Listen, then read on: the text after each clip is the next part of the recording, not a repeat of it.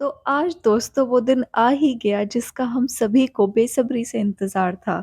जी हाँ दोस्तों, आज की तारीख हमारे इतिहास में स्वर्ण अक्षरों में लिखी जाएगी क्योंकि आज ही हमारे भगवान श्री राम इतनी सदियों बाद अपने घर को लौट रहे हैं। क्योंकि हमने इस दिन का इंतजार सदियों से किया है और अगर हम और आप ये दृश्य देख पा रहे हैं तो वाकई में हम और आप बहुत सौभाग्यशाली हैं, बहुत खुशनसीब हैं।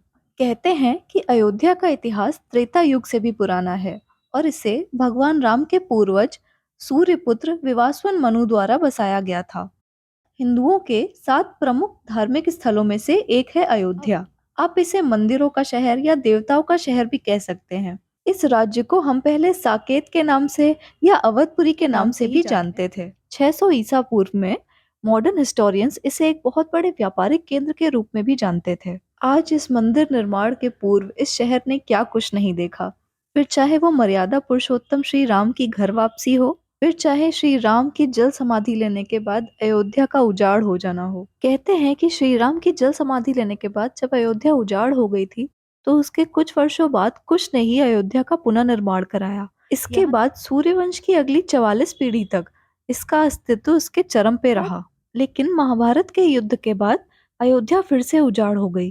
कहते हैं कि सिकंदर लोदी के शासनकाल तक भी राम मंदिर मौजूद था।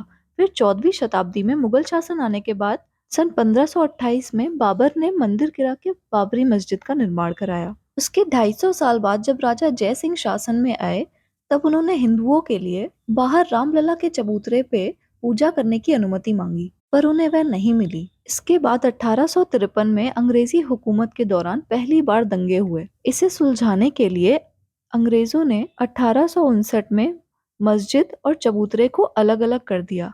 यहाँ तक कि मस्जिद और चबूतरे के बीच में एक फेंस भी बनवा दी गई। लेकिन ये दंगे कहाँ रुकने वाले थे। सन 1885 में महंत रघुवीर दास ने पहला पिटीशन फैजाबाद कोर्ट में मंदिर बनवाने के लिए दाखिल किया, जिसे कि कोर्ट ने ठुकरा दिया।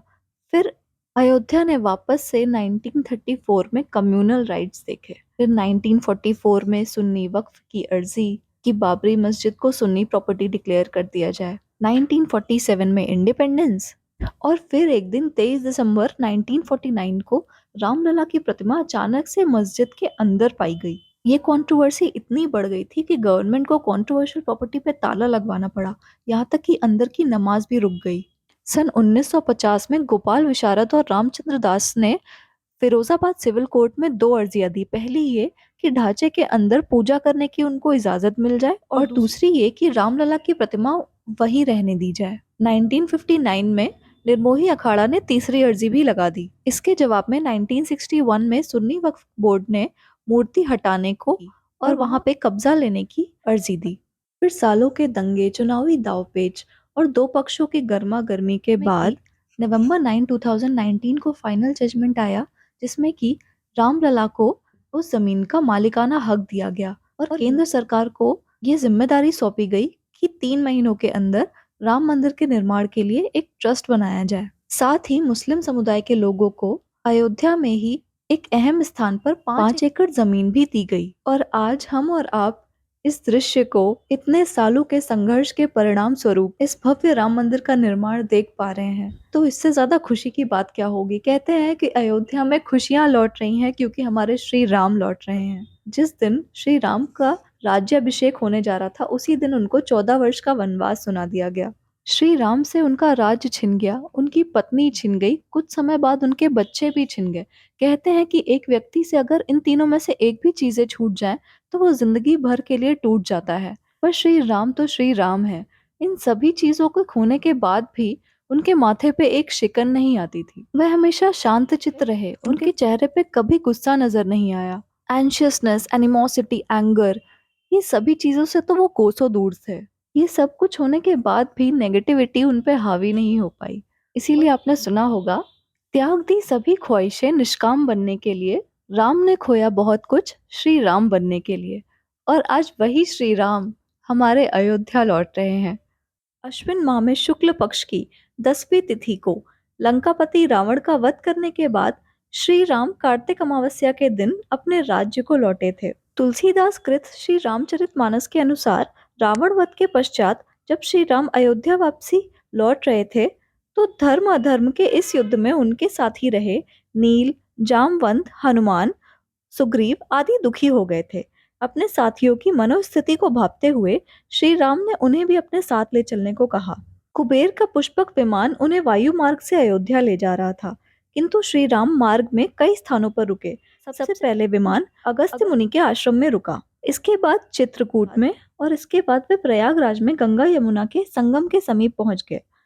वहां उन्होंने गंगा माँ को प्रणाम किया और सीता माँ को संगम का महात्म्य समझाया। इसी बीच उन्होंने अपनी राजधानी अयोध्या के भी दर्शन किए। प्रयागराज में त्रिवेणी स्नान करने के उपरांत उन्होंने बंदरों और ब्राह्मणों को भोज भी कराया। श्री राम ने भरत को अपने आगमन की सूचना हेतु हनुमान को उपदेश दिया कि वे ब्राह्मण का रूप धारण करके नंदीग्राम जाएं। इसके उपरांत वो भरद्वाज मुनि के आश्रम में पहुंचे और फिर अपने प्रिय मित्र निषाद राज से भी मिले। सीता माँ ने वहां गंगा की पूजा अर्चना की और आशीर्वाद ग्रहण किया। फिर विमान ने अयोध्या के लिए उड़ान भरी। अयोध्या का प्रत्येक नागरिक श्री राम की एक झलक पाने को इतना व्याकुल था कि अब अयोध्या वासियों से एक और पल का भी विलंब सहा नहीं जा रहा था। वे सभी श्री राम की झलक पाने को इतना व्याकुल थे कि जो जिस दिशा में खड़ा था उसी दिशा में बाहर चला आ रहा था कि कहीं वह श्री राम की पहली छवि निहारने से वंचित न रह जाए। उनको देख के सभी के नेत्रों से प्रेम के आंसू उमड़ पड़े। उनकी माताएं सोने के थाल में आरती लेके उनकी राह देख रही थीं। उनकी माताएं श्री राम को निहार कर बार बार निछावर करती हैं और हृदय में परमानंद तथा हर्ष से भर उठती हैं। सर्वप्रथम श्री राम ने अयोध्या की पावन धरती व गुरु वशिष्ठ को प्रणाम किया। इसके उपरांत उन्होंने सबसे पहले माता कैकेयी, फिर माता सुमित्रा और उसके बाद माता कौशल्या से मिले। उनके आगमन पे अनेक प्रकार के शकुन हो रहे थे। आकाश में नगाड़े बज रहे थे। प्रत्येक पुरुष व स्त्री उनके दर्शन को उतावले थे। उस दिन समस्त अयोध्या नगरी ने दीपावली मनाई और पूरे अयोध्या को दीपों से सजा दिया। तो दोस्तों, कुछ ऐसा दृश्य था अयोध्या का जब श्री राम तब घर लौट के आए थे। तो आज जब इतनी सदियों के इंतजार के बाद हमें ये देखने का मौका मिल रहा है, तो हम कैसे अपना हर्ष, उल्लास, अपनी खुशी अपने मन में समेटे रखें। तो मुझे उम्मीद है दोस्तों कि आज के दिन तो आपने जरूर अपने घर में दिए जलाए होंगे, और साथ ही ये भी उम्मीद है कि आपको ये वीडियो पसंद आया होगा। तो दोस्तों, अगर आपको ये वीडियो पसंद आया हो तो प्लीज़ लाइक और सब्सक्राइब ज़रूर करें, और अपने रिश्तेदारों को, अपने दोस्तों को ये वीडियो शेयर ज़रूर करें, ताकि वो भी अयोध्या के इतिहास के बारे में, श्री राम जी की घर वापसी के बारे में ये सब बातें जान पाए। So thank you for watching friends. जय श्री राम।